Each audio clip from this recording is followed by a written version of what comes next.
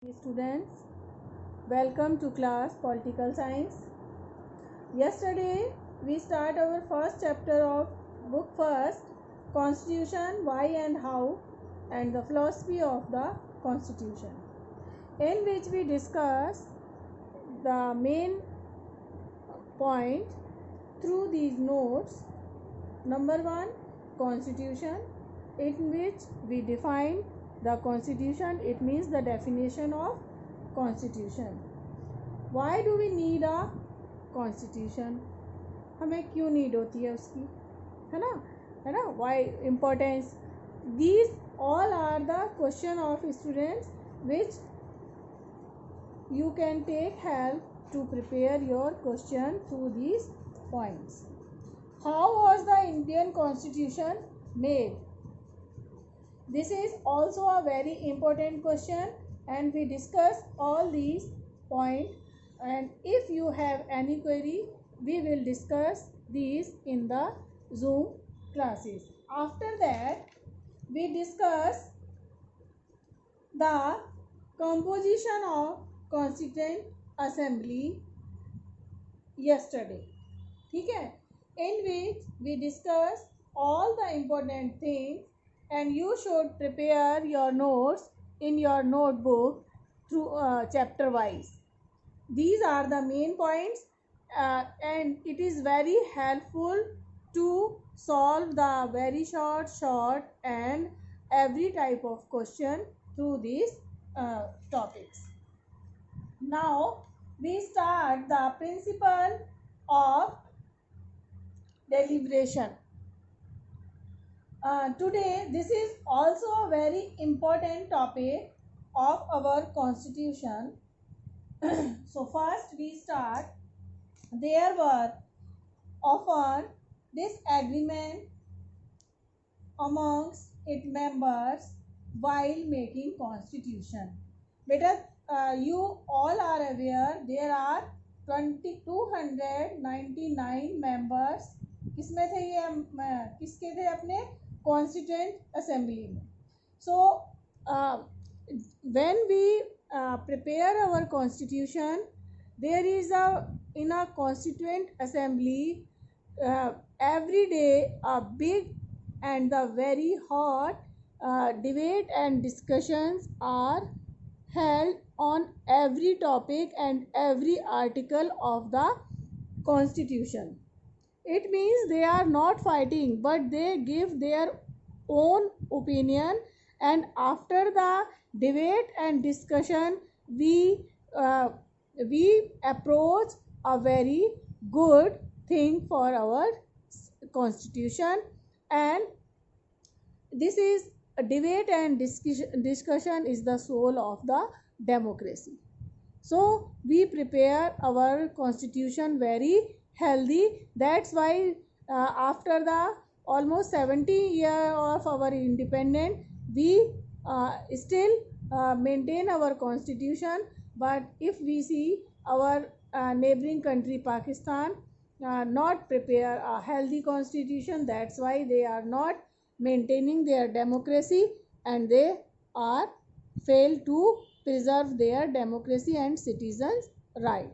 That's why all the often there are disagreement among the members while making Constitution.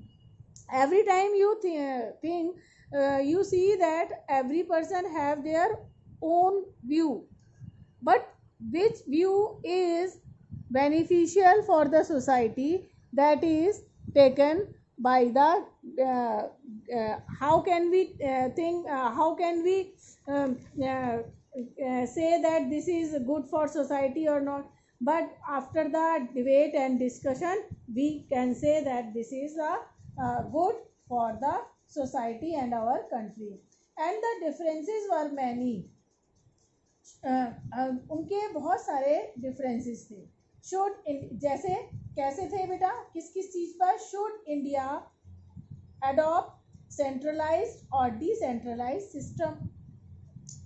बेटा आप लोगों ने 10th class के अंदर पढ़ा है कि some countries are union countries, है ना, यूनिटरी गवर्नमेंट होती है और कहीं पर कहाँ पे फेडरल गवर्नमेंट होती है.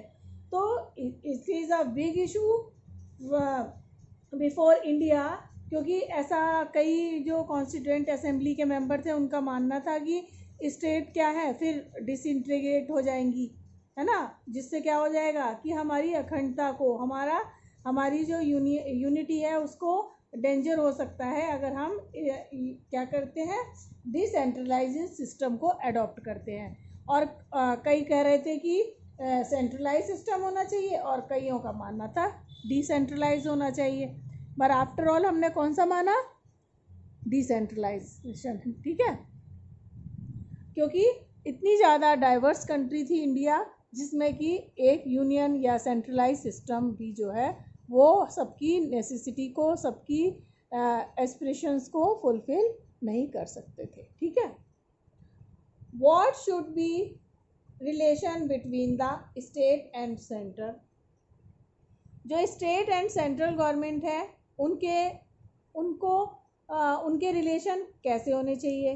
बेटा इन 10th class in a second chapter of politics जो आपने पढ़ा कि coming together and holding together federal system, in which beta some countries given equal right to the state and central government, but in some country there are the central government are strong than the state government, so they are coming together and holding together federal system. So when our constituent assembly decide what should be relation between the state and center, it means कि किस क्या क्या जो rights हैं वो हम central government के पास में रखें और क्या क्या स्टेट के हैं उसमें रखें। आपको ये भी लर्न होगा बेटा, union list, state list, in which some subjects are given to the union government and some are only giving to the state government, like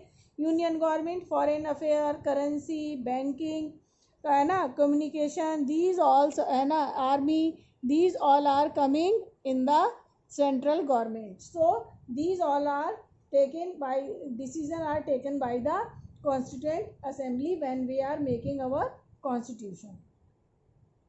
What should be the power of judiciary, judiciary कैसी होनी चाहिए, ये भी आपने 10th class में 9th class के अंदर पढ़ा है कि Indian judiciary is a very independent judiciary, in which हम कौन कौन से होते हैं, डिस्ट्रिक्ट लेवल के होते हैं, हाई कोर्ट होते हैं और सुप्रीम कोर्ट होते हैं, इस तरह का आपने पढ़ा था, है ना। तो सुप्रीम कोर्ट ये किस तरह का उनका स्ट्रक्चर होगा, क्या क्या उन्हें राइट दिए जाएंगे, वो इंडिपेंडेंट होगी, एग्जीक्यूटिव और लेजिस्लेचर से वो डिफरेंट होगी।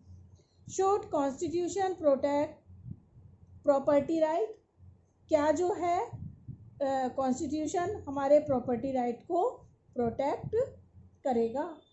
इस सब के ऊपर सबके अलग अलग पॉइंट ऑफ व्यू थे, और after the great debate and discussion we reach our final decision. But in this topic all the constituent assembly members are agree. What are the matter? They all are agree on the universal suffrage. Suffrage का मतलब right to vote. It means equal right to vote के लिए every जो constituent assembly का member था वो agree था. It means they all are agree that every person has right to vote without any debate and without any discrimination of any caste, religion, sex and creed. These debate deserve to be memorialized as one of the most important chapter in a history of constitution making, equal in importance to the French and the American revolutions. इस debate का सबसे एक जो memorable period था, importance है इसकी जो history के अंदर, वो क्या है कि इसमें इक्वल इम्पोर्टेंस है फ्रेंच और अमेरिकन रेवोल्यूशंस के टाइम में, जो वहाँ पर रेवोल्यूशन लिए गए थे. Now I think you all understand the principle and the deliberation of the constitution. ठीक. Now next topic is procedure. Procedure है ना.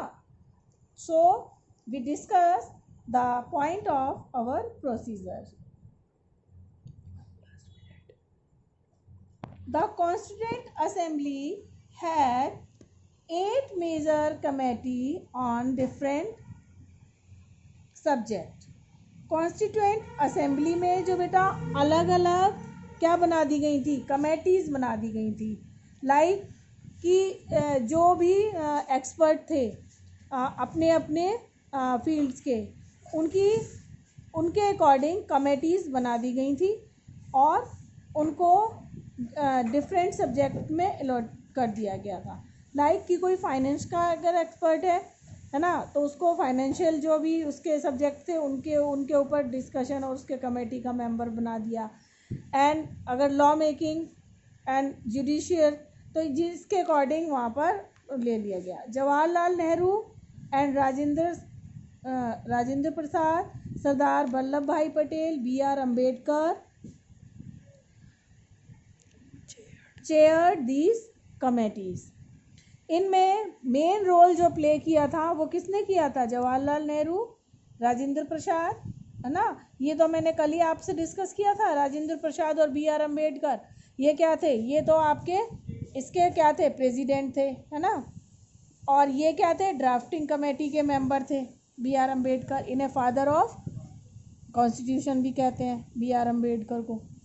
एंड जवाहरलाल नेहरू एंड सरदार वल्लभ भाई पटेल, ये इनका जो है इम्पोर्टेंट रोल था किसमें? हमारे they are very both are very intelligent and learned people. So all these are very beside these 4 members, all other members are also very learned people in their own fields. These men were not agreed with each other on many things. Beta, they are not agree easily to each other. They give argument to every topic, and after that after the great debate and discussion, they got the final decision for our constitution. Ambedkar has been bitter critic of Congress and the Gandhi, accusing them for not doing enough for SC. Ambedkar जो है वो great critic था. वो criticise करते थे किसकी? कांग्रेस की भी और गांधी की भी. क्यों? क्योंकि वो कहते थे कि इन्होंने SC मतलब शेड्यूल कास्ट के लिए कुछ नहीं करा. मैं आपको अब पीछे लेकर चलती हूँ. 10th क्लास के अंदर 2nd चैप्टर में हिस्ट्री में आपको पूना पैक्ट याद है? पूना पैक्ट याद है आपको कुछ? किसी स्टूडेंट को? 1932 के अंदर पूना पैक्ट हुआ था अम्बेडकर और गांधी के बीच में. रीज़न क्या था कि उसमें जो अम्बेडकर थे वो अपना जब फ्रीडम मूवमेंट चल रहा था तो क्या कर रहे थे? वो सेपरेट इलेक्टोरल सिस्टम की डिमांड कर रहे थे. तब Gandhi ji fast till death late गए थे कि तब अम्बेडकर को उनके सामने झुकना पड़ा था. और एक पूना पैक्ट हुआ था 1932 में, जिसमें ये रेजोल्यूशन लिया गया था कि if we got independence then we give some reserve seats for the SC class, because B.R. Ambedkar also represent in a goal maze round table conference in 31 in London. But now Ambedkar again criticized Gandhi and Congress on the matter of SC. It means Ambedkar is not satisfied with they given to the SC. They do for the SC. Patel and Nehru agreed on many issues.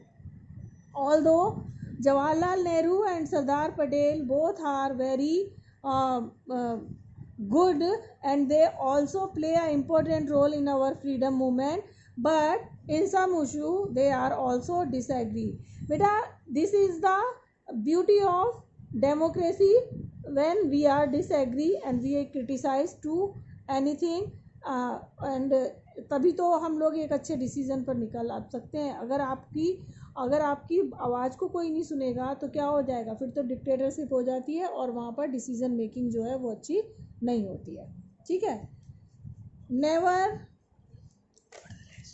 Never the less they all work together. इतना सब कुछ होने पर अंबेडकर, पटेल, नेहरू ये सब एक दूसरे को डिसएग्री करते थे, बट फिर भी ये कंट्री की वेलफेयर के लिए एक साथ मिलकर काम करते थे. Each committee usually drafted particular provision of the constitution and then in assembly. वो क्या यूजली वो उसको तैयार करती थी और तब वो असेंबली के अंदर आता था. Some provisions were subject to vote. कोई कुछ उनमें क्या होते थे, वोट होते थे, राइट टू वोट होते थे. Every single agreement was responded a great care and writing. Everything जो वहाँ पर जो भी रिस्पॉन्स होता था, जो भी बोला जाता था, जो भी वहाँ पर प्रपोजल होता था, वो क्या होता था, रिटन में होता था और उसकी रिकॉर्डिंग चलती थी, है ना, जिससे कि क्या होता था कि उसमें हम फाइनल डिसीजन पे एक अच्छे पे पहुँच जाते थे. After that next last point इसका टॉपिक का, the assembly meet for 116 days, spread over 2 years, 11 months and 18 days. Assembly की जो मीटिंग हुई वो कितने टाइम हुई, 166 डेज, एंड इसको पूरा रेडी होने में कल भी हमने डिस्कस किया था 2 years, 11 months and the 18 days. Okay student, I think you all got the main point of this topic. Now we start our next topic,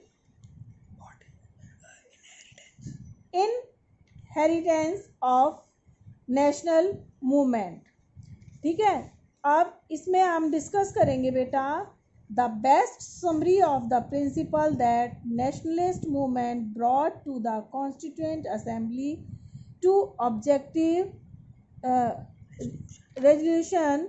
The resolution that defined the aims of assembly moved by Nehru on 13 December 1946. इसकी जो सबसे अच्छी बात थी वो क्या थी, हमारी कॉन्स्टिट्यूएंट असेंबली की कि जो फ्रीडम मूवमेंट था उसके रेजोल्यूशंस को हमने इसके अंदर प्रेजेंट किया. और ये सबसे पहले मूव कब हुआ, 13 दिसंबर 1946. The resolution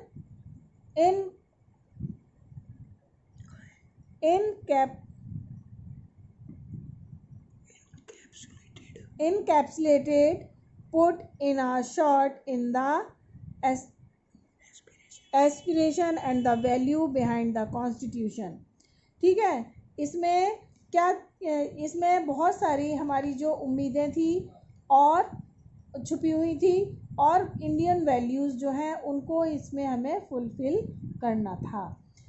based on these resolution our constitution give new direction to the fundamental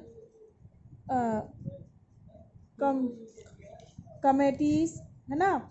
in सब को ध्यान में रखते हुए इट मीन्स अपनी हेरिडिटी जो हमारी एंशियंट वैल्यूज़ थी उन सबको साथ में ले जाते हुए एंड हमारे जो नेशनल मूवमेंट था उसमें जो रेजोल्यूशंस हमने लिए थे उनको सबको सिक्योर करते हुए हमने ये जो अपनी है कॉन्स्टिट्यूएंट असेंबली इसको रेडी किया. New equality, liberty, new direction of their fundamental committees: equality, liberty, democracy, sovereignty, and the uh, cosmulation and the identity.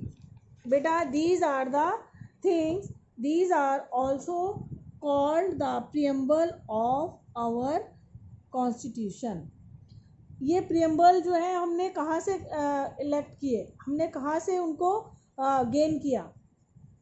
कुछ बेटा हमने अपनी फ्रीडम मूवमेंट में, कुछ जो हमारे कॉन्स्टिट्यूशन मेकर थे उन्होंने ऑल ओवर द वर्ल्ड जो चेंजेस हो रहे थे, it means French revolution, Russian revolution, और जो हमारी कंट्री के अकॉर्डिंग जो बेस्ट थे उनको उसमें इंक्लूड किया। इक्वलिटी आप सब समझते हो, it means equal right, equal before law, equal in opportunities, है ना।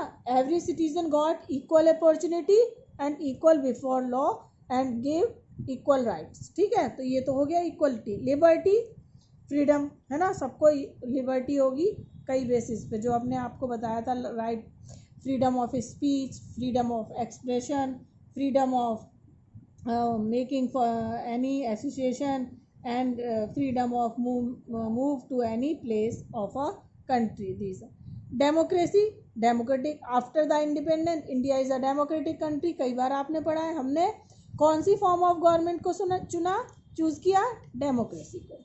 सॉवरेनिटी, ये बेटा कुछ न्यू हो सकता है, बल्कि जो अच्छे बच्चे हैं सब बता देंगे। Sovereignty, it means there is no interference external and internal affair of country, outsider और इनसाइडर। हम we are free to take our decision. It means before the independence we are not sovereign.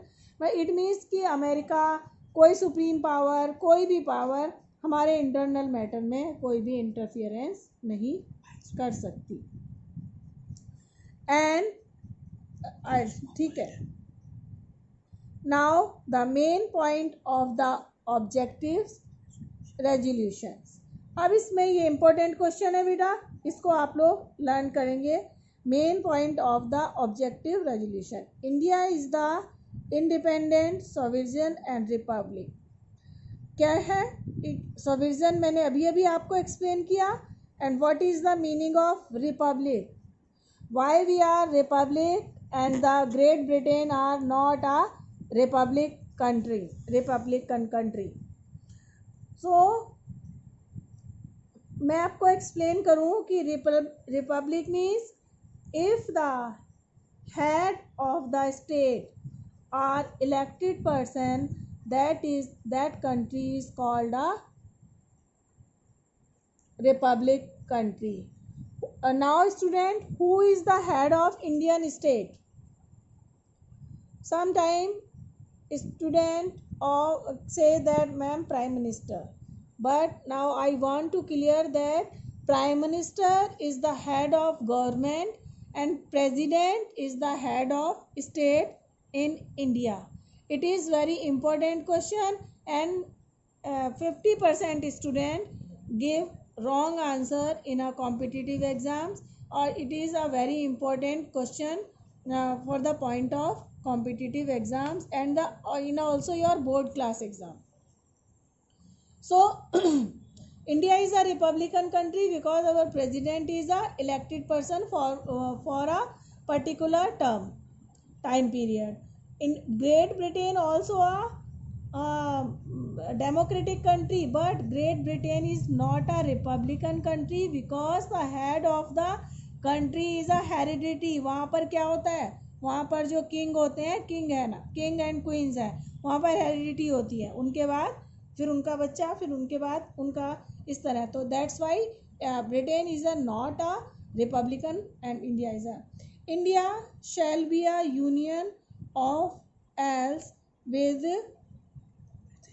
British Indian territory, India state and other part outside the British Indian state as our willing to be a part of the union.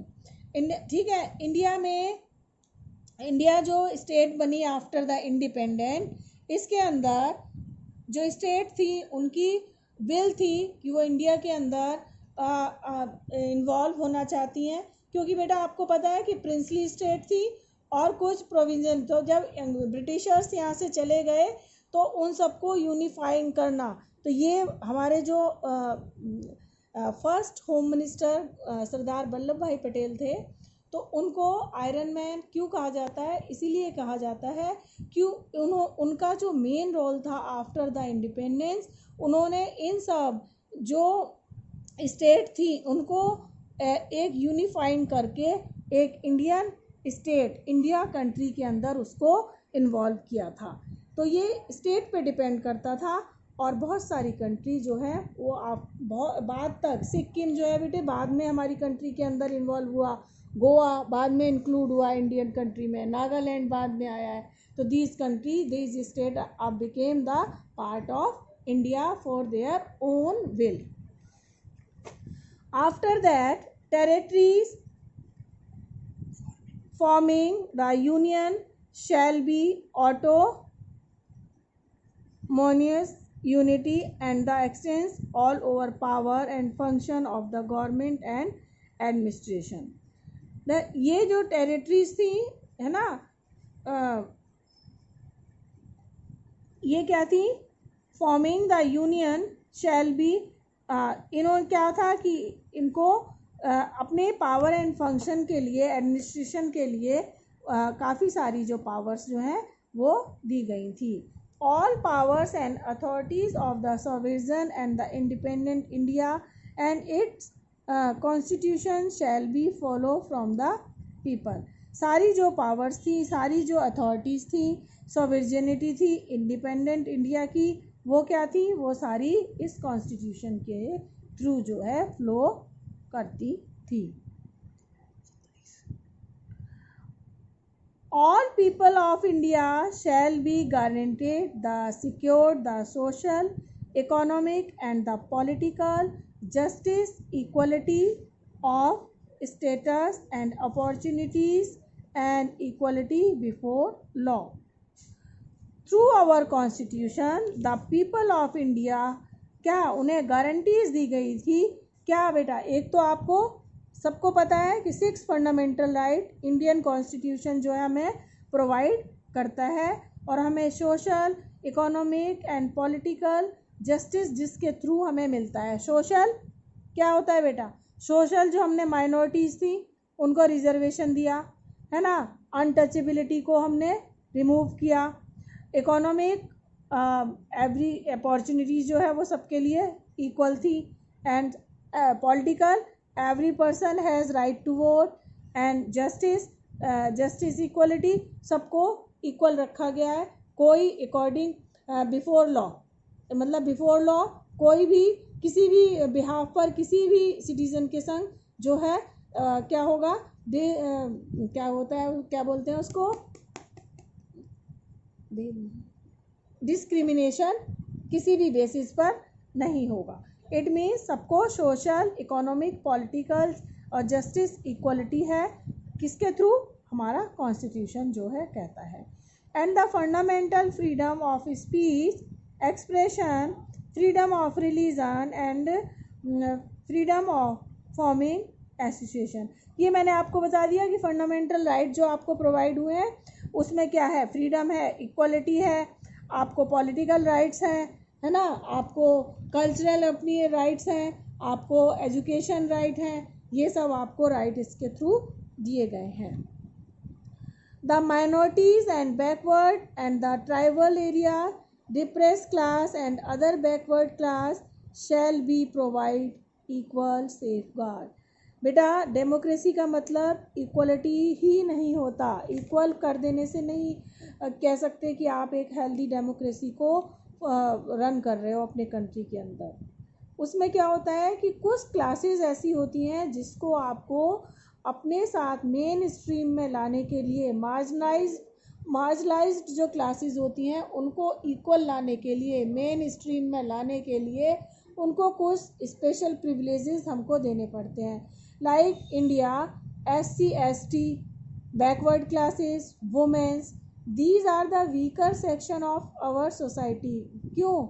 क्योंकि हमारी society में इनको बहुत ज़्यादा pressurise किया गया है, इनको बहुत ज़्यादा दबा कर रखा गया है बहुत सारी सेंचुरीज तक. So how can we think that they became equal if we say that the constitution give a equal status? नहीं, जब हम उनको इक्वल रिप्रेजेंटेशन नहीं देंगे, उनके लिए कुछ स्पेशल राइट नहीं देंगे, that's why in our constitution minorities, backward classes, SC ST backward classes and women also give some provision and safeguard in our constitution. You all know women's seats are reserved, SC ST seats are reserved in education as well as the jobs as well as the आपका election in elections also. Next, the territorial integrity of republic. ये क्या है कि इंटरग्रेटी, it means कि they are integrated, it मतलब they are join to each other territorially, है ना. Its sovereign rights and the land, sea and air shall be maintain according to justice, law and civilized nation. Sovereign मैंने अभी आपको बताया था, उनकी जो सॉवरेन राइट हैं, जो उनकी land, sea and air shall be maintain according to justice and law and a civilized, it means कि a civilized nation, like a civilized nation. The land would make full the willing contribution to the promotion of the world peace and welfare maintained. हमारी जो land होगी वो उसका पूरा contribution होगा. It means India पूरा contribution करेगा पूरे वर्ल्ड के अंदर पीस मेंटेन करने में, और ह्यूमन बीइंग की जो सिविलाइजेशन है उसको इंक्रीज़ करने के में इंडिया जो है अपना पूरा मेंटेनेंस प्रोवाइड करेंगे. I think this chapter is clear to all of you, and I will give you some important question and very short and NCERT question that you will write down in your copy. First you write down these notes in your copy, and after the help of these notes you will prepare your question answer in your notebook. Thank you. Have a nice day.